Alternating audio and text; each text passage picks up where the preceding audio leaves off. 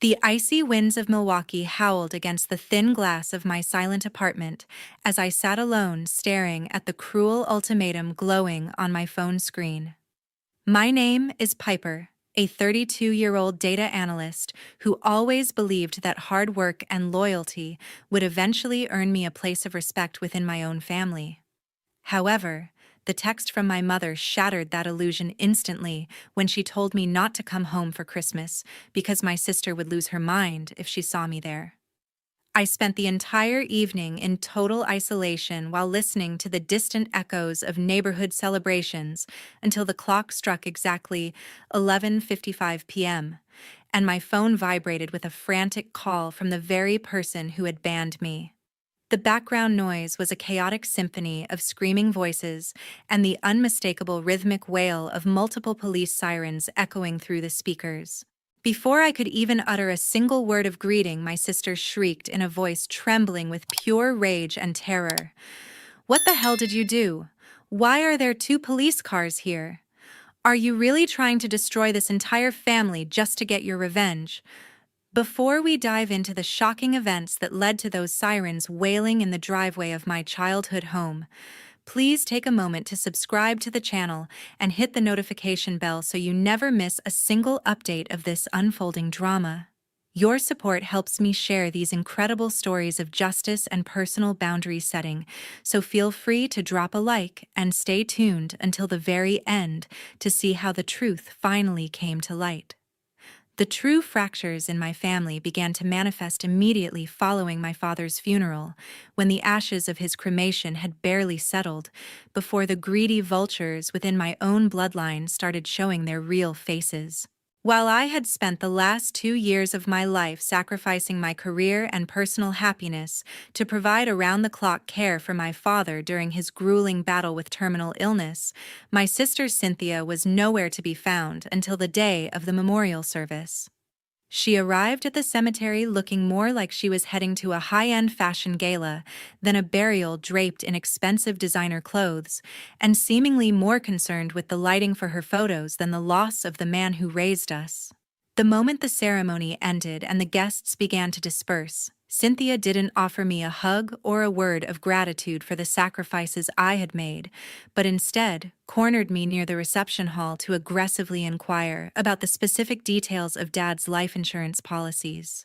The atmosphere grew even more suffocating when we returned to the family home in Milwaukee, where my mother Brenda cornered me in the kitchen with a thick stack of legal documents that she insisted I sign immediately. Mom explained with a rehearsed level of desperation that Cynthia was facing severe financial hardship due to some undisclosed bad investments, and therefore I needed to legally forfeit my entire share of the inheritance to ensure Cynthia could take full ownership of our childhood home. I stared at the papers in disbelief as Mom pleaded with me to be the bigger person, claiming that since I had a stable job as a data analyst, I didn't actually need the equity that Dad had intended to leave for both of his daughters. It was a staggering request that completely ignored the fact that I had used a significant portion of my own savings to pay for the medical equipment and private nursing that Dad required during his final months. My refusal to sign the documents sparked a tension that simmered throughout the house until I accidentally discovered the true extent of Cynthia's audacity, while I was looking for some of Dad's old tax records in his study. I noticed that the glass display case containing Dad's prized collection of vintage watches was completely empty, and upon further investigation, I found a receipt from a local high-end pawn shop hidden inside Cynthia's designer handbag that was left carelessly on the hallway table. It became sickeningly clear that my sister had been systematically looting our father's most cherished possessions and selling them off for quick cash within the very first week of his passing. The sheer disrespect for Dad's memory and the blatant theft of items that were legally part of the estate made my blood boil with a cold, focused fury that I had never felt before. This discovery led to a scorching confrontation in the living room, where the masks finally slipped, and the ugly truth of our family dynamic was laid bare for everyone to see. I stood my ground and firmly rejected Mom's irrational demand to sign over the house while simultaneously pulling out the pawn shop receipt to expose Cynthia's cowardly theft of Dad's private collection.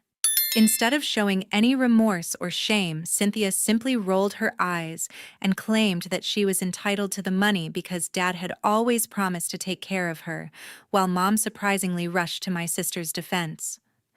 I watched in horror as my own mother tried to justify the theft by saying that Cynthia was just trying to survive while she accused me of being a bean counter who valued dusty old watches over the well-being of my only sister. The situation reached a breaking point when Mom, blinded by her toxic favoritism, stepped forward and delivered a stinging slap across my face that echoed through the quiet house. She proceeded to berate me with a barrage of insults, calling me a cold-blooded and ungrateful child who didn't understand the meaning of family sacrifice or unconditional love. As I stood there with my cheek burning from the impact, I looked past Mom to see Cynthia standing by the fireplace with a triumphant, wicked smirk playing on her lips as if she had just won a grand prize. It was at that precise moment that the girl who had always tried to please her parents died, and a much harder, more calculated woman took her place. I realized then that my presence in that house was no longer about family or mourning, so I gathered my car keys and walked toward the front door without saying another word to either of them. As I stepped out into the biting Milwaukee wind and the freezing sleet of a sudden winter storm, I felt a strange sense of clarity amidst the pain. I whispered a silent vow to myself that the boundaries between us were now officially forged in the fire of their betrayal, and I would no longer be the victim of their manipulation. The drive back to my apartment was long and lonely, but for the first time in years I knew exactly what I had to do to protect the legacy that Dad had actually left for me. Approximately 1 month after the funeral, when the sharp sting of losing my father had begun to transition into a dull, constant ache, I started noticing several alarming irregularities within my personal tax filings. These red flags suggested that someone was leveraging my financial identity without my consent, so I immediately reached out to my closest friend Leo, who possesses extensive expertise in cybersecurity. I asked him to conduct a thorough investigation into any unauthorized access attempts regarding the family's online banking portals and my own private accounts to see if my suspicions were grounded in reality. Leo spent several hours scanning through encrypted logs, his expression growing increasingly grim as he navigated the web of digital footprints left by a very careless intruder. The results of the audit were devastating because Leo discovered that Cynthia had systematically used my social security number to open multiple high-interest payday loans and several new credit cards in my name. She had managed to rack up tens of thousands of dollars in debt across various platforms, likely to fund the extravagant lifestyle she displayed at the funeral. Leo turned his laptop screen toward me, his eyes filled with pity as he revealed the scale of the damage done to my financial reputation. "Piper, she is absolutely destroying your credit score with these massive, outstanding debts. And if we don't act now, you might never be able to secure a loan again," Leo said with a heavy sigh. I stared at the long list of fraudulent transactions, feeling a cold knot of resentment tighten in my chest. Cynthia is going to pay a very heavy price for being arrogant enough to believe she could steal the identity of her own sister and get away with it. I replied, my voice trembling with bitter determination. Leo nodded firmly while securing the data. "I will help you extract every single piece of digital evidence and forensic metadata we found today so that you can present an airtight case to the police," he affirmed. He then pointed to a specific transfer and added, "Look at this. She even accessed the accounts from your mother's home IP address last Tuesday." As we dug deeper, I collected bank statements that revealed an even more heartbreaking truth regarding our mother's complicity. I discovered that Mom had intentionally looked the other way while Cynthia drained the remaining funds from Dad's modest 401k retirement account, which was supposed to be the safety net for Mom's own future. It became evident that Brenda was so desperate to protect her favorite daughter that she was willing to sacrifice the resources my father had worked his entire life to save. I whispered to Leo. My own mother watched her do this and said nothing, to which he replied. Then they both made their choice. Piper. Armed with this evidence, I scheduled an urgent meeting with my attorney, Mr. Vance, to begin constructing a comprehensive legal strategy focused on federal financial fraud. Mr. Vance immediately recognized that the combination of forged signatures and digital theft constituted a serious felony under Wisconsin law. We spent the afternoon organizing police reports and affidavits necessary to initiate a formal investigation by the state's Financial Crimes Division. During this period, Cynthia had the audacity to call me using a tone of feigned concern to demand that I send more money to Mom because she claimed household expenses were becoming unmanageable. She spoke as if I were nothing more than an automated teller machine, lecturing me on my duties, while she was likely wearing clothes paid for by my credit. I maintained absolute silence regarding my investigation, giving her only short, non-committal answers to ensure she remained unaware of the legal avalanche about to bury her. I let her believe I was still the same pushover she had always manipulated, while Mr. Vance was finalizing the paperwork for the authorities. 2 weeks before Christmas, Cynthia initiated a horrific smear campaign designed to completely isolate me from the Milwaukee community and every relative we had left. Desperate to distract from her own financial crimes, she staged a fraudulent crime scene at my mother's house and called the police, claiming that I had broken in through the back window to physically assault her and steal her expensive jewelry. This was a calculated move to paint me as a violent criminal, creating a paper trail that she hoped would discredit anything I might say about her financial fraud in the future. Mom, blinded by her irrational devotion, actively participated in this elaborate lie by spending her days calling every aunt, uncle, and cousin in our family tree to recount my supposed crimes. She described me as an unstable monster who had turned against my own flesh and blood, leading to a wave of hateful messages and phone calls from relatives who had once claimed to love me. The social pressure was immense, as I was suddenly treated like a pariah in the city I had lived in my entire life, with people I had known since childhood blocking my number and condemning me on social media based solely on my mother's dramatic testimony. The vitriol reached a peak during a 3-way call that Mom initiated, where she and Cynthia took turns hurling verbal abuse at me, while I sat silently recording every word for my legal defense. Mom screamed through the phone with a voice rasping with hatred. "You are a treacherous brat, Piper, and don't you ever dare show your face in this house again." Cynthia quickly chimed in with a smug, threatening tone, saying, "You're going to rot in a jail cell for what you did to me, and I'll make sure everyone knows exactly what kind of person you really are." I didn't raise my voice or offer a defense, instead, responding with a chilling calmness that clearly unnerved them. "The truth will be revealed very soon, so please keep performing for as long as you can." The situation took a professional turn for the worse when Cynthia sent a packet of evidence, including the fake police report and photos of her self-inflicted bruises, to the Human Resources Department at the data firm where I worked.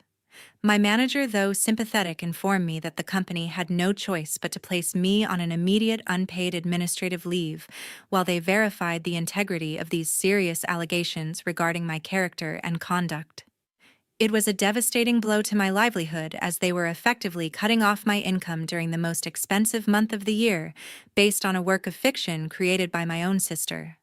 Instead of succumbing to the panic they expected, I met with Mr. Vance and provided him with a comprehensive folder of ironclad alibi evidence, including time-stamped security footage from my apartment complex and detailed GPS data from my vehicle. These records proved beyond any shadow of a doubt that I was miles away from Mom's house during the time of the alleged assault, making Cynthia's police report a clear-cut case of filing a false statement. I also handed over the recordings of their threatening phone calls, which Mr. Vance noted would be instrumental in dismantling their credibility when we finally went before a judge. To finish the counterattack, I officially filed a formal identity theft and federal fraud report with the Wisconsin Department of Financial Institutions, effectively activating the legal time bomb I had been building. I provided the investigators with the digital forensic files Leo had extracted linking Cynthia's IP address directly to the fraudulent loan applications made in my name. As I walked out of the government building into the cold December air, I knew that while they were busy playing games with my reputation, I was playing for their freedom, and the clock was ticking down to a climax they never saw coming. 3 days before the holiday, while the entire city of Milwaukee was buzzing with the excitement of gift shopping and festive decorations, I was quietly finalizing the last preparations for my own private war. I deliberately chose to distance myself from the toxic environment of my mother's home by booking a high-end luxury short-term rental in a secure building downtown, where neither Mom nor Cynthia could find me. This space became my command center, a sanctuary of glass and steel, where I could spend my Christmas in peace, while the consequences of my sister's actions finally began to take shape in the shadows. I stocked the kitchen with my favorite foods and treated myself to expensive wine, deciding that if this was to be my first holiday alone, it would be celebrated on my own terms and in total comfort. Between the moments of personal peace, I spent hours on the phone with various financial institutions to officially freeze every single account associated with my identity that Cynthia had been covertly exploiting. I worked with fraud departments to flag her unauthorized access points and ensured that any further attempt to pull credit in my name would trigger an immediate security alert to local authorities. It was a tedious process of reclaiming my life piece by piece, but with every account I secured, I felt a weight lifting off my chest as I effectively cut off the oxygen to Cynthia's fraudulent lifestyle. When a bank representative asked if I wanted to leave a secondary contact for the accounts, I replied firmly, "No, I am the only person authorized to manage my life from this moment forward." My legal strategy was also reaching its fruition when Mr. Vance called my private line to confirm that the authorities were ready to move forward with the investigation.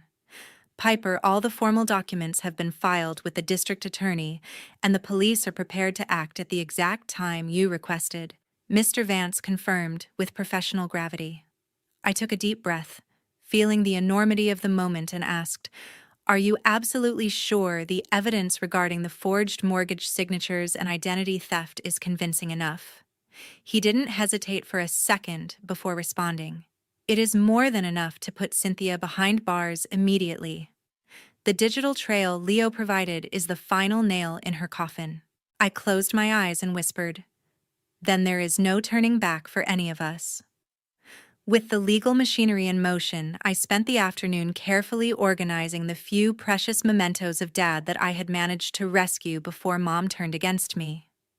I polished his old military medals and tucked a few faded photographs into a velvet-lined box, preparing my mind for the reality that I would likely never speak to my mother or sister again.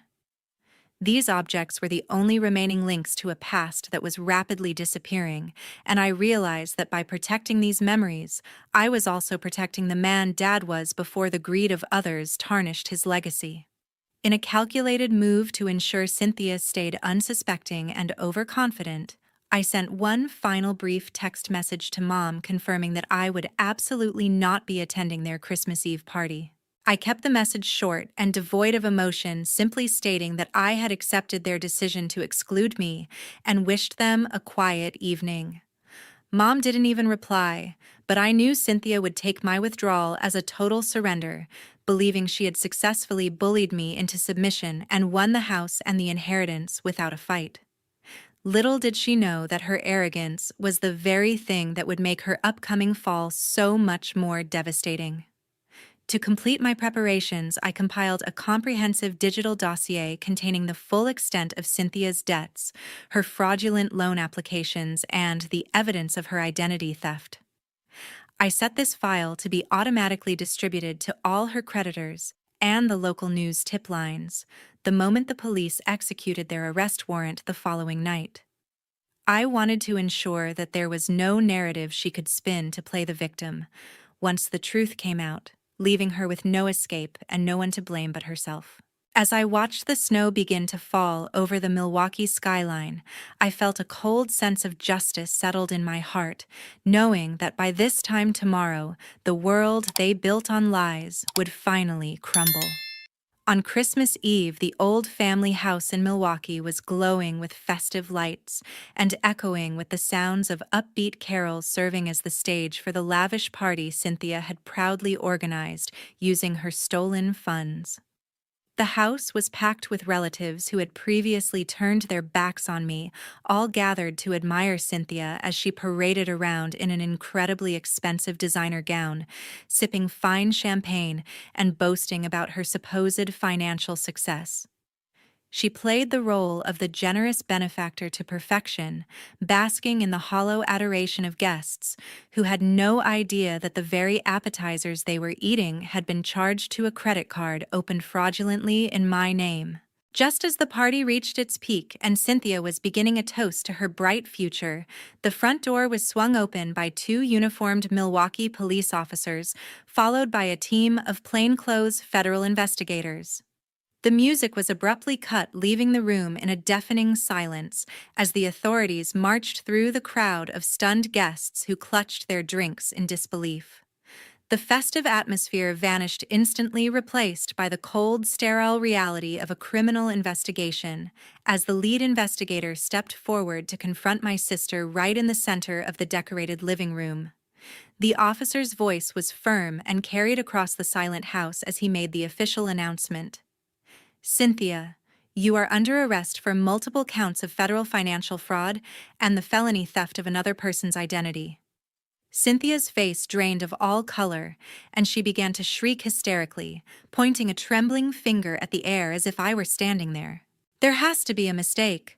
Piper is the one who should be arrested. She set me up because she's jealous. The room erupted in whispers as an ant nearby gasped and cried out. Good heavens, have we really been lied to this entire time? All of this was stolen. Without further discussion, the officers pulled Cynthia's arms behind her back and snapped the steel handcuffs onto her wrists, a sound that seemed to echo louder than any party music ever could. They led her through the front door and down the driveway, where two patrol cars sat with their lights flashing red and blue against the white snow, illuminating the scene for all the neighbors who had come out onto their porches to watch. I saw through the remote security feed that Cynthia was sobbing and struggling, but the disdain in the eyes of the onlookers was unmistakable. The glamorous image she had spent months building was shattered in a single humiliating moment of public disgrace. Exactly at 11:55 p.m., while I was sitting in the quiet of my downtown rental, my phone vibrated with the one permitted call Cynthia was allowed from the precinct. The moment I answered, her voice exploded through the speaker in a desperate, jagged scream of pure hatred. What the hell did you do? Why are there two police cars here? You've ruined everything, Piper. You destroyed my life and Mom's house just to get your sick revenge. She sounded completely unhinged, her voice cracking as she realized that her web of lies had finally collapsed under the weight of the evidence I had provided. I listened to her rant for a few seconds, feeling neither joy nor sadness, only a profound sense of finality that had been a long time coming. I waited for her to catch her breath before I replied with a calm, steady voice that showed I was no longer affected by her outbursts. I didn't destroy your life, Cynthia. You destroyed it yourself the second you decided to touch Dad's money and steal my identity to fund your delusions. Without waiting for her to respond or giving her the satisfaction of another word, I officially disconnected the call and blocked her number, finally ending the cycle of abuse and theft that had defined our relationship for far too long. The next morning, snow fell heavily across Milwaukee, bringing an eerie and profound silence after the legal storm that had swept through my family the night before. By the time the sun managed to peek through the gray clouds, news of Cynthia's dramatic arrest had already spread like wildfire through our social circles and neighborhood groups. The consequences were immediate and unforgiving because the bank, having been alerted to the massive mortgage fraud and the forged signatures Cynthia used to secure illegal loans, sent a formal notice to seal the property. Since the entire financial foundation of the house was built on a mountain of lies and identity theft, the legal protections Mom thought she had were completely nullified, leaving the family home in a state of immediate foreclosure. Mom spent the early hours of the morning flooding my phone with desperate, tear-filled voice messages, begging me to withdraw the charges or use my personal inheritance to bail Cynthia out of jail. She sounded like a shell of her former self, her voice cracking with a mixture of terror and a lingering delusional hope that I would once again play the role of the sacrificial lamb for my sister's mistakes. It was clear that even now, with the evidence laid bare by federal investigators, Mom was more concerned with Cynthia's freedom than she was with the fact that her eldest daughter had systematically stolen my life and Dad's legacy. When I finally answered one of her calls to provide a final closure, the conversation was a devastating reflection of our broken family dynamic. Mom sobbed into the phone with a raw, agonizing desperation.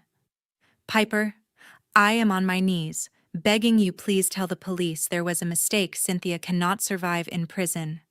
I didn't let her finish her plea, instead responding with a cold, unwavering firmness. "Mom, you need to open your eyes and look at the ruins of this family, because your toxic favoritism and your choice to ignore the truth are exactly what led us to this disaster." Mom let out a jagged breath and hissed through her tears, "You truly are a heartless child for doing this to your own flesh and blood." I simply looked out at the falling snow and replied, "No, Mom, I am just the only one left with the courage to tell the truth." To ensure that the smear campaign Cynthia had started could never hurt me again, I took the decisive step of posting the comprehensive dossier of her fraudulent activities directly into our extended family's group chat. I included the digital forensic logs, the forged documents with my stolen signature, and the official police reports that proved my innocence beyond any shadow of doubt. I wanted to protect my reputation and put a permanent end to the malicious rumors that had been circulating among our relatives for weeks. Within minutes, the group chat fell silent as the people who had previously condemned me were forced to confront the undeniable evidence of Cynthia's betrayal and Mom's complicity. The reality of the foreclosure hit Mom with a brutal force just a few hours later, when bank representatives arrived to officially serve the eviction papers. With no savings left, because Cynthia had drained every penny and no daughter to bail her out, Mom was forced to pack her belongings into a few small boxes under the watchful eyes of the authorities. She had to move into a tiny state-subsidized apartment for low-income seniors on the other side of the city, leaving behind the house Dad had worked so hard to pay for. Watching her leave the childhood home in total isolation was a somber sight, but it was the direct result of her own choices to enable a criminal over an honest daughter. I realized that my role in this tragic drama was finally over, and I felt a strange sense of peace as I initiated the final steps of my total withdrawal.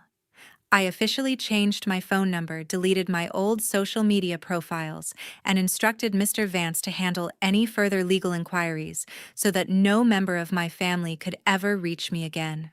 I blocked every possible avenue of contact from the aunts and cousins who had doubted me, choosing instead to step into the unknown with a clean slate. As I prepared to leave Milwaukee for a fresh start in a new city, I knew that the journey toward healing would be long, but for the first time in my life, I was finally free from the heavy chains of their expectations and deceit. A full year has passed since that fateful Christmas night, and today I stand in the heart of a completely different city where nobody knows the shadows of my past and no one can ever hurt me again. The skyline here represents a fresh start, far away from the toxic echoes of Milwaukee and the crushing weight of a family that only valued me for what they could take. Moving away was not just a change of scenery, but a necessary act of self-preservation that allowed me to redefine who I am outside the narrow, suffocating roles my mother and sister had forced me into for decades. The news from my old life occasionally reaches me through my attorney, confirming that the wheels of justice have turned with absolute finality for those who betrayed me. Cynthia is currently serving the second year of her 3-year prison sentence for federal financial fraud and aggravated identity theft, her once glamorous future now reduced to the gray walls of a cell and a mountain of insurmountable debt that will follow her for the rest of her life. The designer clothes and the hollow arrogance are gone, replaced by the stark reality of her own criminal choices and the realization that there is no one left to bail her out or believe her lies. My mother now lives a starkly different life in a small government-subsidized senior apartment, spending her days in a state of late and bitter regret as she faces the consequences of her blind favoritism. Without her golden child around to manipulate, or me to provide a constant financial cushion, she is forced to confront the quiet loneliness of a life built on enabling the wrong person. She reached out through relatives a few months ago, but I chose not to respond because I realized that her sorrow was likely born from her own current discomfort, rather than a genuine understanding of the pain she caused me. In the wake of their departure from my life, I have managed to rebuild my career with remarkable success, finally finding a sense of true inner peace that I never thought possible. My new colleagues value my expertise as a data analyst for my skills and integrity, rather than seeing me as a convenient tool to be used, and my bank accounts are finally secure under my own watchful eye. I no longer wake up with a knot of anxiety in my stomach, wondering what new drama or debt my sister has created in my name, and that silence is the most valuable gift I have ever received. Choosing to go no contact and cut those ties completely was undeniably the most difficult decision I have ever made, but it was also the most honorable thing I could do for my own soul. It took me a long time to understand that being an adult with self-respect means walking away from anyone who views your kindness as a weakness to be exploited, even if they share your DNA. I have learned to protect my peace with the same ferocity that I used to protect my father's memory, and my life is finally my own to live without apology or fear. This story serves as a powerful reminder that family is not always a safe harbor, and you should never allow the bond of blood to become a justification for emotional erosion or legal violation. You must find the courage to establish firm boundaries and use the protection of the law when necessary to safeguard your future, because kindness without discernment will only make you a perpetual victim of someone else's narcissism. Your primary responsibility is to your own well-being and the truth, no matter how painful that truth might be to those around you. Thank you so much for listening to the entirety of my journey from betrayal to absolute freedom. I truly appreciate your presence here today and would love to hear your thoughts and perspectives on how I handled this difficult situation in the comments section below. Please consider subscribing to the channel to support my work and stay tuned for more stories of resilience and justice. I look forward to seeing you all in the next video.